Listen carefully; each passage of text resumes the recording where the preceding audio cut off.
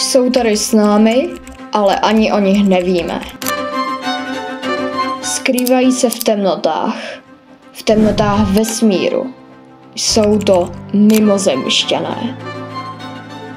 Je vůbec možné, aby existoval život mimo Zemi?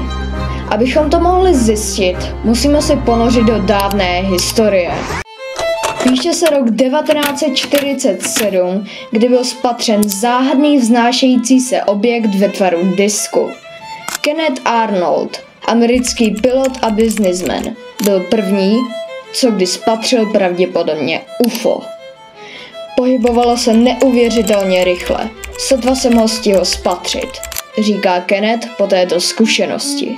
O pár let později, v roce 1965, svět spatřil další incident.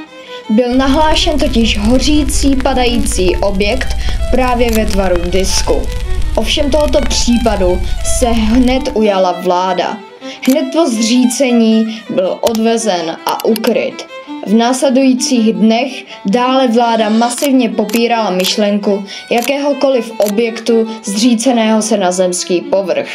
Nakonec se na to úplně zapomnělo. No a teď se podíváme více do současnosti. Píše se rok 2021, kdy americká armáda vydala zprávu o neidentifikovatelných leteckých jevech.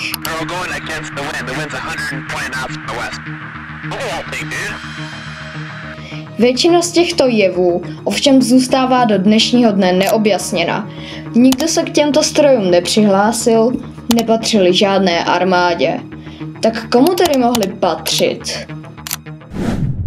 Od roku 2004 se objevilo více než 140 naprosto identických incidentů. Neznámý objekt se náhodně zjevil na obloze a poté se opět stáhnul do temnot. Také můžeme jen spekulovat, jestli vůbec něco jako život mimo Zemi existuje. Ovšem vědci po celém světě v tom mají jasno. Co si myslíte vy? Dejte mi vědět dolů do komentářů.